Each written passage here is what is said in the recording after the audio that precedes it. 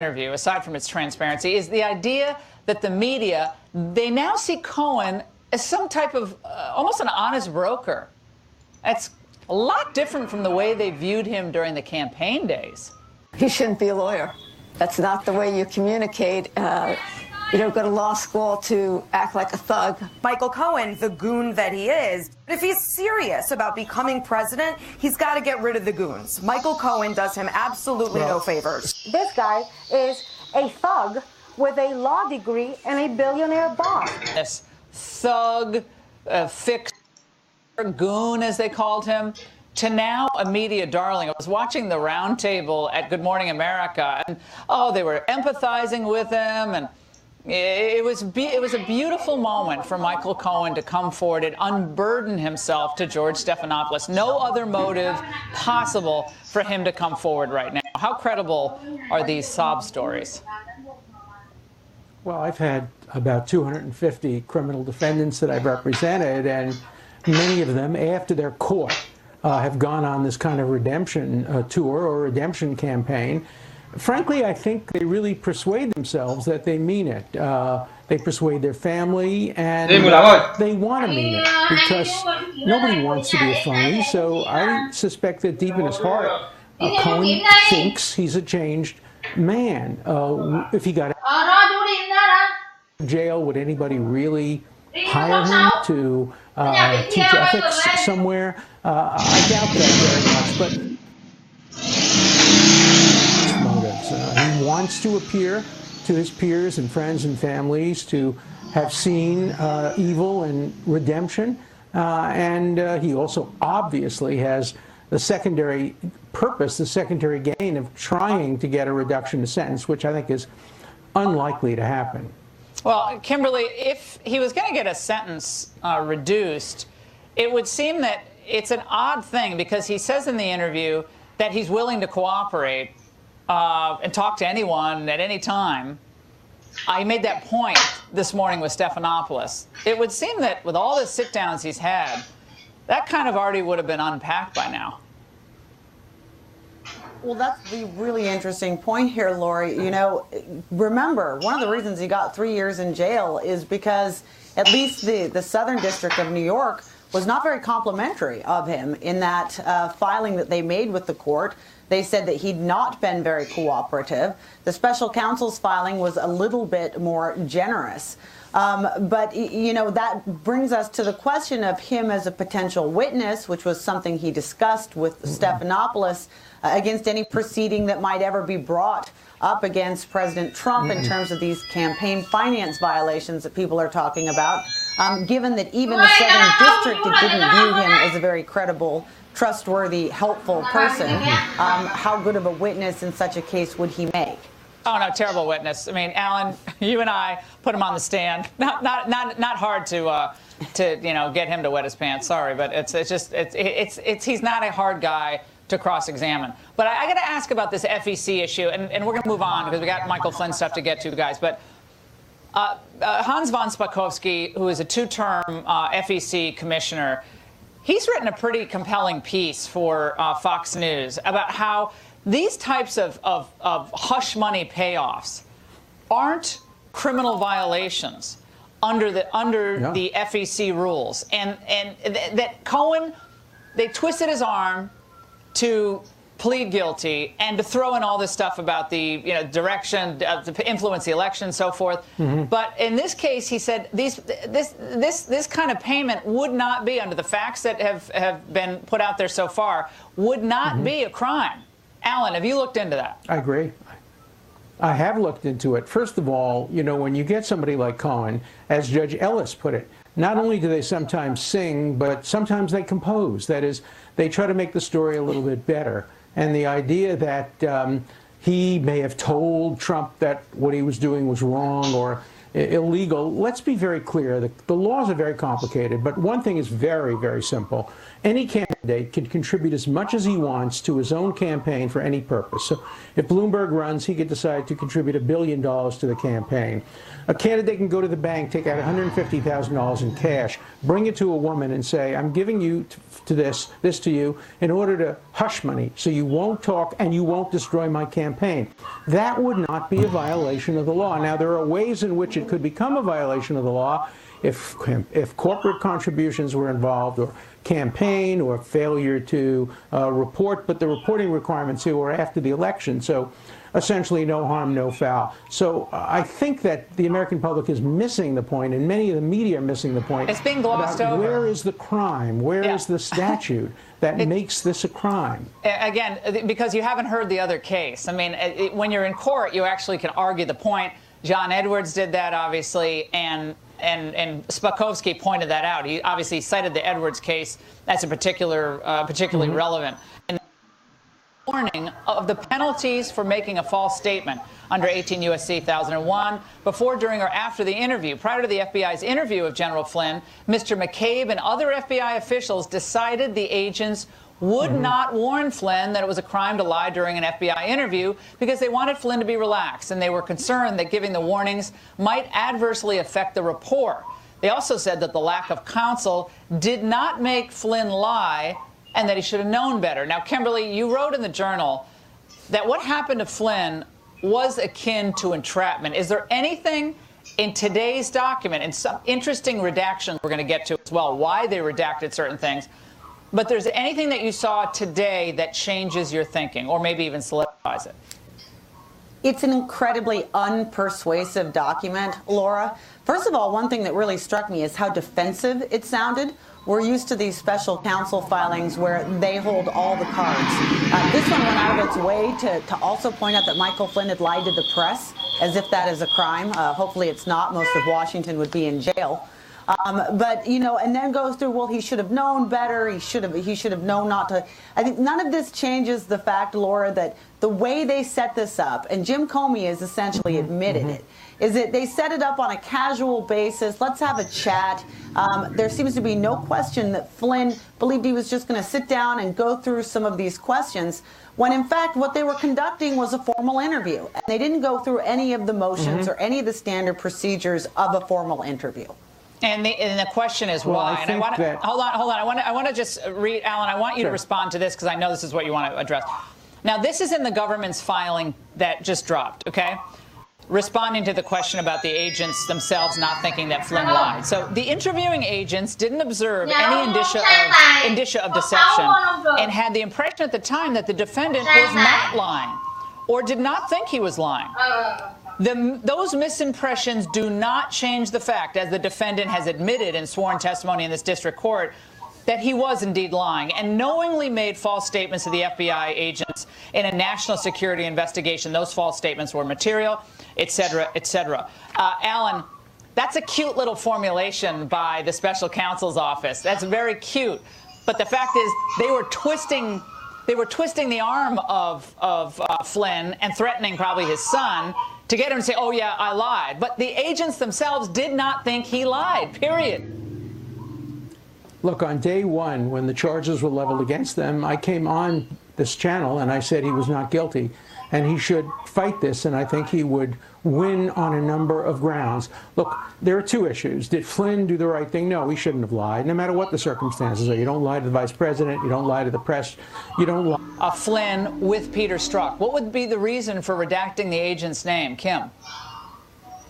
Well, it's unclear because his name is generally out there, and I've heard people confirm it, who this other person was. So they're filing it under, well, we just don't put the names willy-nilly of agents out there. Apparently, well, it's kind of important when people think this whole thing's biased, don't you think? Yeah. We want to know who started this ball rolling with the investigation. We want to know all the commas, who's in between all the commas, at the direction of comma, comma, comma. Who are these people who advised this thing to go forward the way it did? Comey, McCabe, and all the other people who are leaking to the media.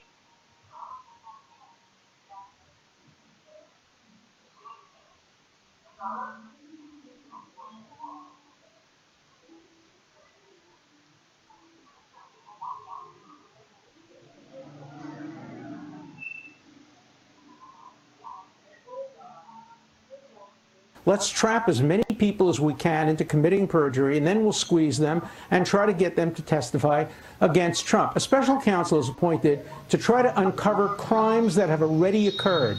In this case, almost all the crimes were crimes that occurred after he became special counsel in many instances, and they use those crimes not because they're interested in Flynn or interested in Manafort, right, but because they want to squeeze him to sing or to compose, and that raises fundamental questions of civil liberties. Now, panel, thank you so much. Great to see both of you. And I want to turn now to the ridiculous double standards President Trump is facing. This time, it's inauguration funding. Again, squeeze, squeeze, squeeze. This practice has never fallen under such scrutiny. How you fund the inauguration. But this supposed latest blockbuster investigation gives liberals the narrative that the walls are closing in, so the president has nowhere to turn, nowhere to go. Well, here's something you might not know. Back in 2013, special interests contributed 40%. That's almost half of the funds for Obama's second inauguration. Here with reaction is Ari Fleischer, former White House press secretary to Bush 43, and Robert Wolf, Obama mega donor, former economic advisor to his 2012 campaign, and someone who donated money to the 2012 inauguration for Barack Obama. Ari, is this scrutiny warranted, or is this a clear-cut case of a double standard here? Well, on the surface, it surely seems to be a double standard. You know, the investigation of Hillary was never a real investigation of her, and now we have numerous investigations of Donald Trump from an agency that just probably never wanted Donald Trump to be elected in the first place, and that's troubling. Now, I don't like to draw conclusions like that about justice because I was raised to believe justice is blind and it must be blind. But, you know, we haven't heard from justice yet on this. These were leaks into the newspapers about an investigation. It's not yet confirmed.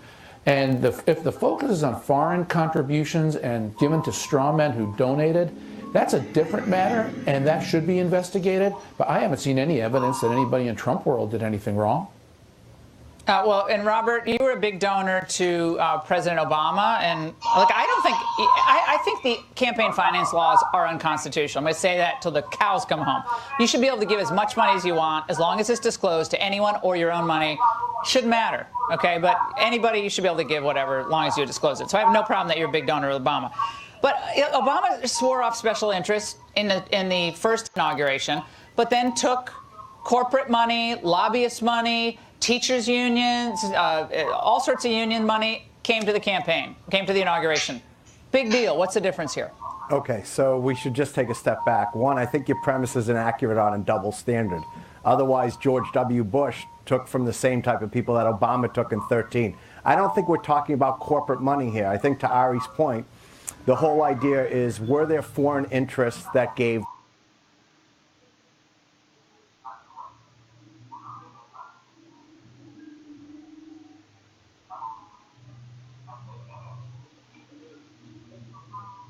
Bush took? So I don't think it's about corporate. I think we're talking about, were any laws broken? And by the way, I'm not saying any laws were broken. I'm just saying I think that's what they're looking at. Not a fishing expedition. It's a complete fishing expedition. I'm going to tell you why. Because Hillary Clinton's foundation, Bill and Hillary Clinton's foundation, received money from Saudi Arabia, Kuwait, Qatar, Oman, Australia, Norway, Dominican Republic, Algeria. I don't know how much Algeria gave, but and suddenly all that money starts drying up when Mrs. Clinton is no longer Secretary of State and she's no longer clearly going to be President of the United States. All that money went away. Now, do you think, Ari, that money was donated to the Clinton Foundation to get access? And can you imagine donors get access in the Obama world, or all the people going to these parties and Obama administration? Everyone's getting access. Welcome to Washington.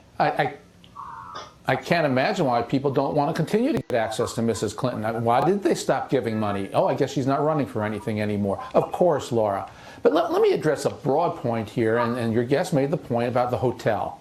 You know, one of the things that's just so unusual and different about Donald Trump, to his credit, is that he's a businessman. He came from a hotel industry.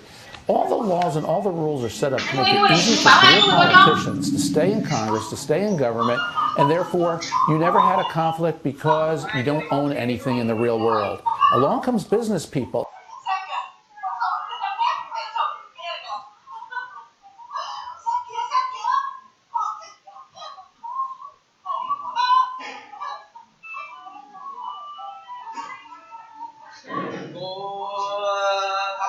One,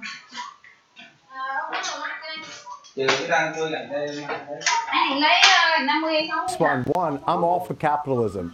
I ran a bank that was in 49 states, 27 UBS. countries. Yeah. We gave to the RNC, we gave to the DNC. Phil Grimm was my vice chairman. Okay, so I have no problem with Donald Trump doing amazingly well. Actually, UBS, did business with Donald Trump. We're talking about today, and we're talking about, did the inauguration committee, do something illegal or not? And Laura, let me just finish. For someone, But there's that's nothing supposed wrong to be with spending money at his hotel. I didn't say that. By the way, am I saying anything's wrong with that? I'm saying that's what they're looking at. Well, you raised it.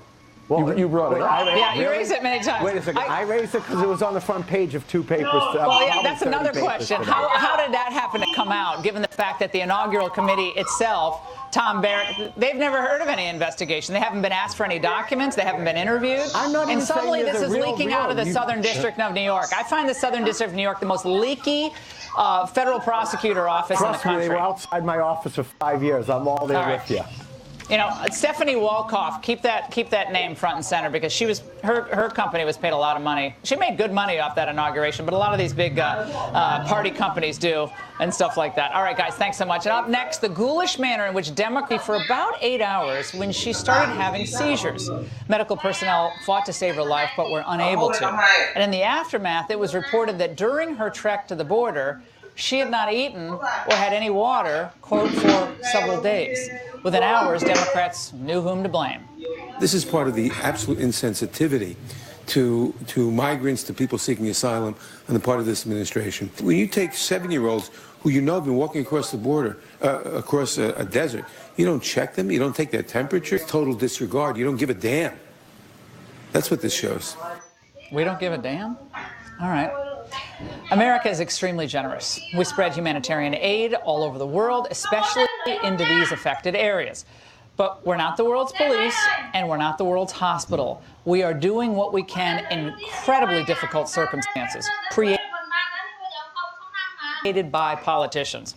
Here to respond is Hector Garza, Vice President at Large for the National Border Patrol Council, and Gunther Sanabria. He's an immigration attorney. Hector, take us through.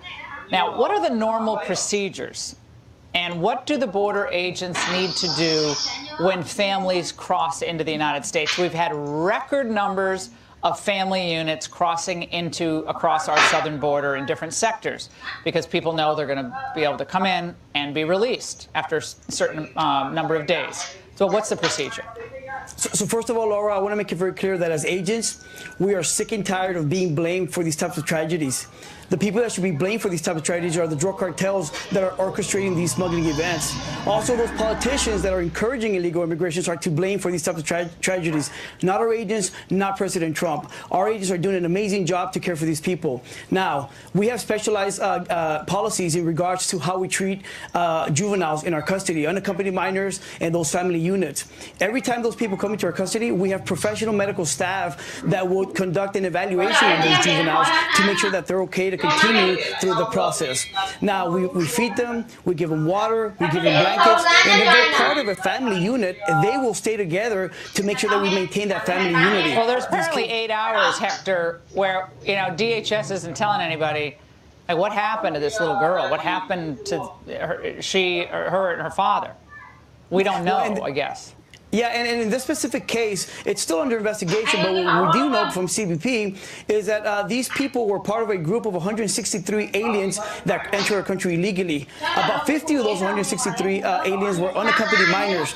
Now, this is a very remote part of the desert on the U.S.-Mexico border in New Mexico. So you have to put yourself in agent shoes when they're out there patrolling the border with very limited resources, and all of a sudden they come up on a group of 163 aliens. It's going to be chaos, but our agents are going to try their best. And unfortunately, this father that brought his child with him is also responsible, just like the cartels and just like the politicians.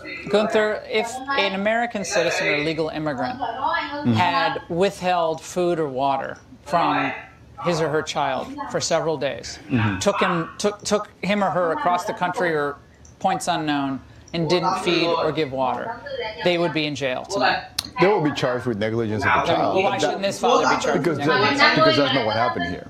These are children running for their lives, and they go. So the father has no responsibility. No, the father had the responsibility to protect his child, but then he did up to the point that they turned themselves into border patrol. Several days they didn't eat or drink Because there was nothing to drink or nothing. But you're bringing your child into an extremely dangerous situation with cartels, with human traffickers. To save them, exactly. Well, it's a hard call though for Americans watching this, thinking blaming these border patrol agents who wanted more funding and who wanted more help from politicians. We're not blaming the border patrol agents. What we're blaming is the system that was created, where the border patrol agents do not have enough resources to help all these people. This is a child. It's a 7-year-old child who came into the border patrol with clear signs of exhaustion, clear signs of not having eaten or drink any water, and it was disregarded. And this happened before. This happened under ICE custody before. Several people have gone there with medical condition and died. So it's the American people's responsibility, the American taxpayers' responsibility, when a parent decides to cross our border illegally, come into the United States with a child across a very difficult terrain. It's the American taxpayers' responsibility, is it not, to pay for medical care, pay for interpreters, pay for lawyers, pay for a process, pay for housing, because that's what they're doing. If we are going, as a government agency, say, come to me, I'm going to process your problems of immigration, and I'm going to take custody of a 7-year-old child, yes, that government agency is responsible for that child. If they commit something of a negligence or disregard of her medical condition, then yes, they are responsible. Oh, I think we need to find that out. And I said that I want to know what happened in those intervening 8 hours. At the same time, though, for Nadler to come out and to say, basically, this is on the hands of the Border Patrol agents. And I think a lot of Americans, when they saw the headlines, didn't realize this was part of 163 people. That's not one person kind of wandering across the border lost. This is a mass of humanity crossing the border at one time. And you have, what, a dozen? Or Hector, how many agents were there? A dozen trying to deal with this? This is a lot of people at one time. And that is the point. Not enough people to deal with the problem. Not enough people, and an orchestrated attempt by individuals in Honduras and Guatemala, and we're learning a lot more about the organizers of these caravans and other groups of people who have a financial incentive to give people false hope that this is going to be a good trek for them. But it's happening. Given false hope. It's happening. We cannot deny it. We cannot close your eyes. And President Trump should allow the government agency to provide enough people to fix the problem and not continue the problem. But where are the Democrats on this? Hector, you've been asking for more funding. You've been asking for the means to handle these circumstances, and for asylum reform, which has to be put in place so children are not put in this horrific situation where they're dragged across the desert or having to deal with drug cartels or potentially be taken by human traffickers, which happens all too often. This is happening because, again, these politicians that are failing to act, that they're failing to do their job in Congress, are encouraging illegal immigration. President Trump is supporting the wall. He's supporting infrastructure, manpower. But guess what? Some politicians are not giving us that funding that we need. And that funding that we need is also the wall to make sure that we stop this illegal immigration, that we stop putting these people in these horrific conditions. There's a legal way to do this, and that's going through the port of entry.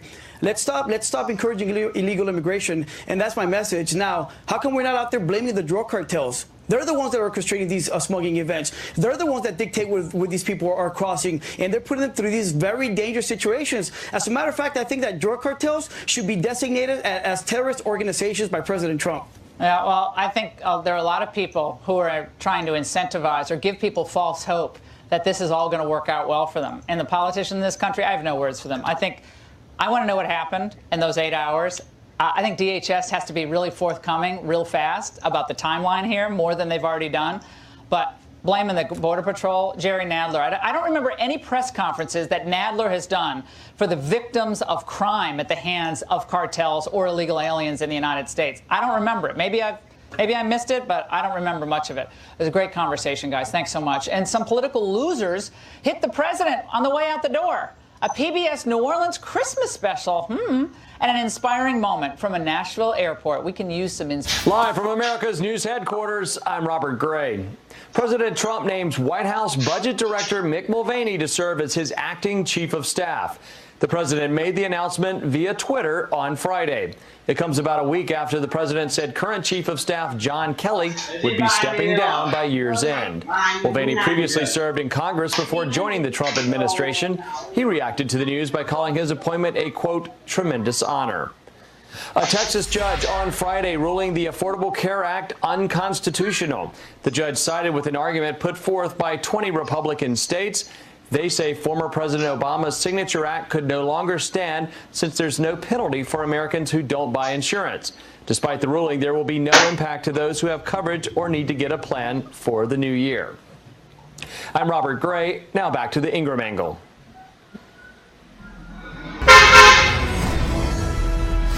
It's Friday, and that means it's time for... No, wait, what? The situation we find ourselves in is, thank God the establishment is getting a kick in the stomach after what they've done to our finances, our foreign policy, the rise of China, open borders. Don't let the doorknob hit you, Senator. Well, but the clear inference here is Donald Trump is a problem to the Republic and a threat to liberty How'd you itself. pick that up, Arroyo? But this is what's so amazing about this. They did exit polls at the last Arizona election in November. 26% favorable rating.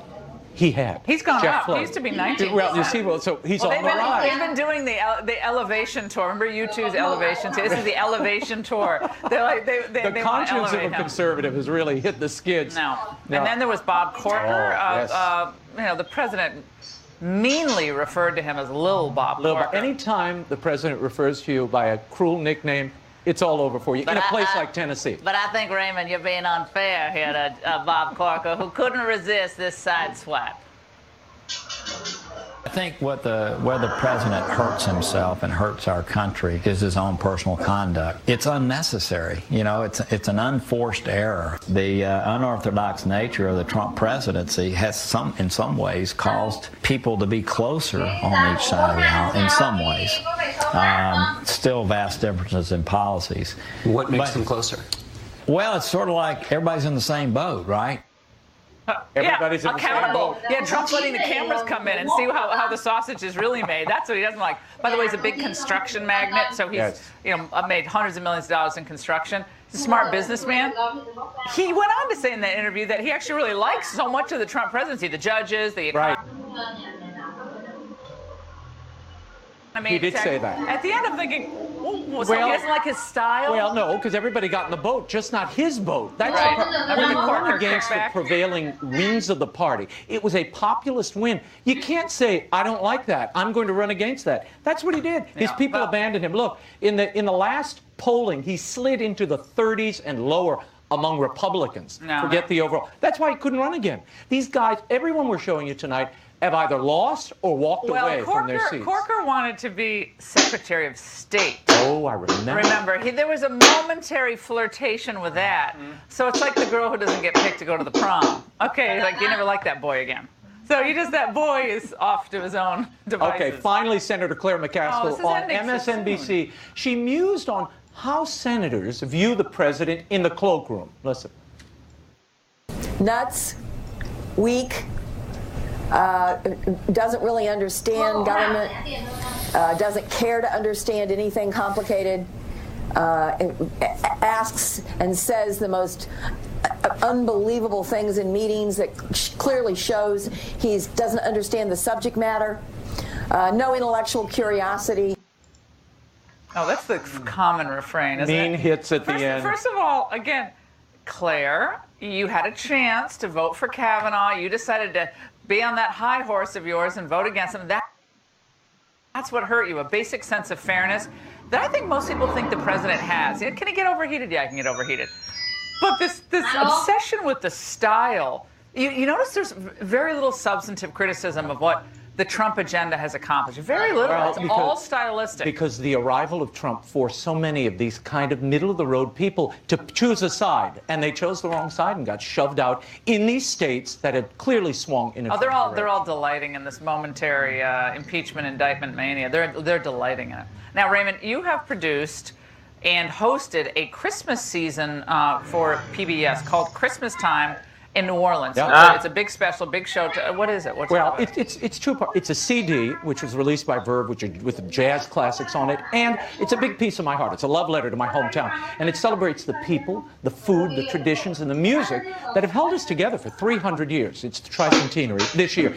And Christmas, Laura, is the perfect time to look at the cuisine and the people and our incredible music. Actors Wendell Pierce and Jim Caviezel were part of the show, as are some of the best chefs in the city, and the NOLA players, this sizzling jazz orchestra we put together. It's got members of the Marcellus family in it, and they play all these original compositions. And at this time in our country's history, when we're so divided, I think it's important to see a place where the Spanish, the English, the French, the Africans, Germans, Italians came together and created something that lasts. Yeah, and you know what it is? It's the tradition that is involving everything, the people, the food, and the places. Right, and the music. It all feeds back on itself. And it's all, I don't know, it's a comforting thing. Like African-American base of the Democratic Party, I'm not sure it's the time to dominate a white man. Is it time to have somebody of color and a woman and somebody younger? But as a white guy, are you trying to calculate whether or not this is the right time for you?